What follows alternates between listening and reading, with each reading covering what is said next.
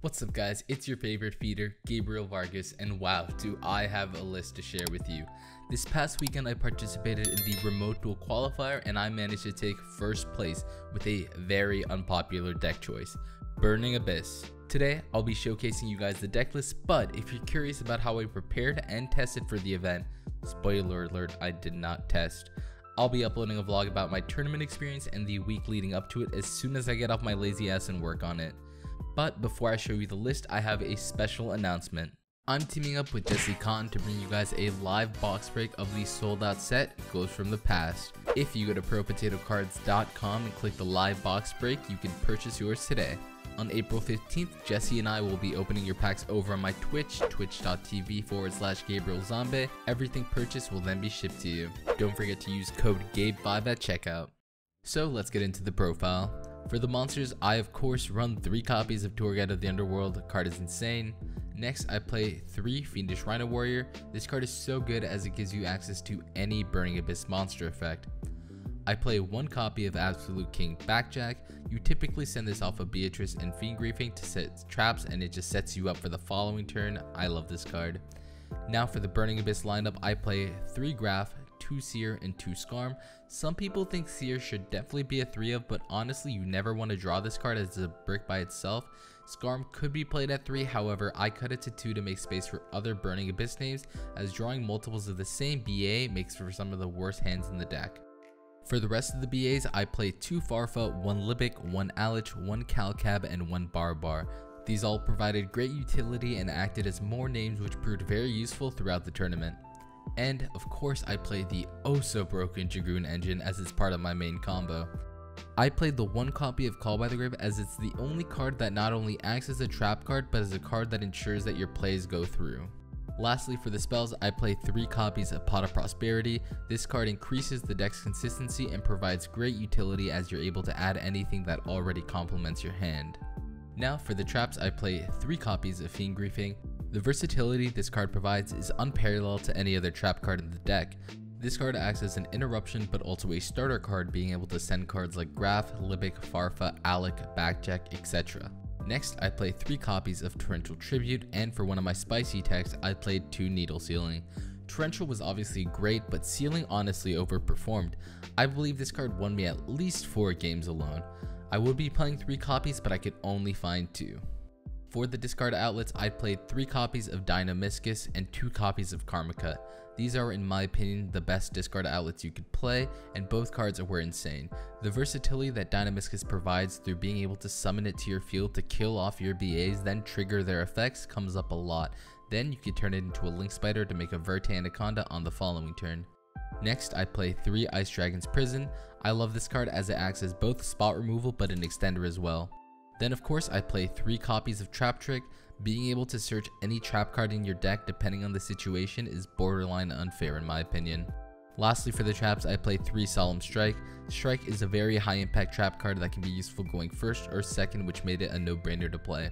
So in total I play a 49 card main deck. Like I said, it should be 50 if I got the 3rd copy of Needle Sealing, but it is what it is. So let's get into the extra.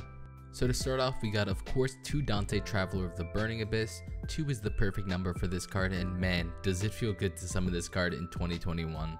Of course, we play the 1 Beatrice Lady of the Eternal. Konami, please bring this card back to 3.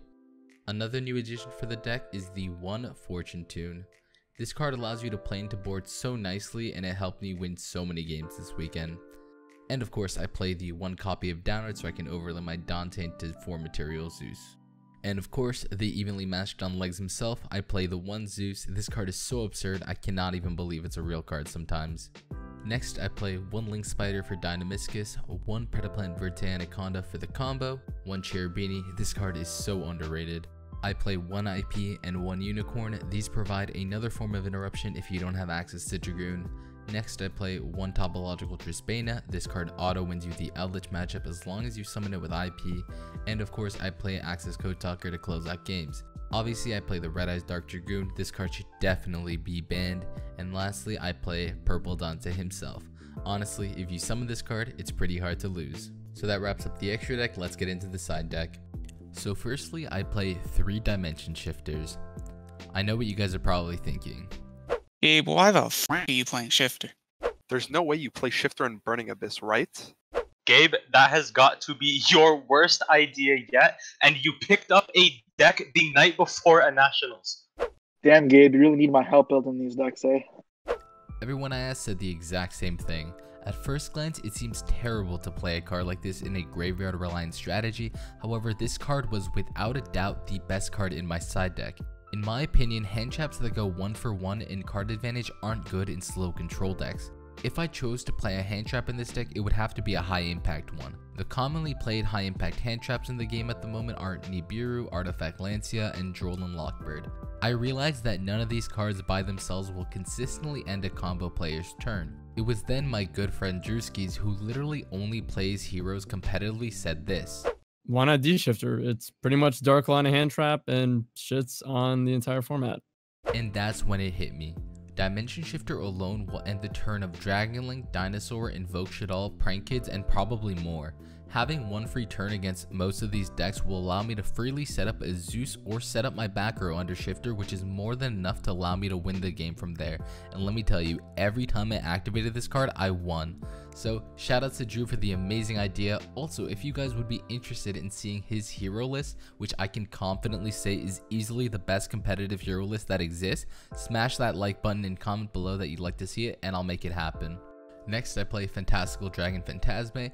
I never actually drew this card, but in theory, it's great versus a variety of decks, more importantly Dragon Link, since when you use it on the summon of LP, you can draw 4 cards and put 3 back to essentially sculpt your hand with traps to break their board. Then I play the 1 Dino Wrestler Pankratops, as it's just a great card on its own. For the back row removal, I play 1 Harpy's Feather Duster and 3 Evenly Matched. And for the going first cards, I play 1 Imperial Order and 3 Solemn Judgment because holy fuck Feather Duster. That wraps up the deck, and if you'd like to see my tournament report, I'll have it posted on my Twitter, which will be linked down below. I hope you guys enjoyed the deck profile and my insight. Of course, if you have any questions, feel free to ask them below in the comments or catch me when I'm live streaming over on my Twitch and I will answer all of your questions. Make sure to like and subscribe and turn the bell on so you're notified when I upload my vlog, which is coming very soon. And most importantly, thank you guys all so much for the support and for watching. Take care, guys.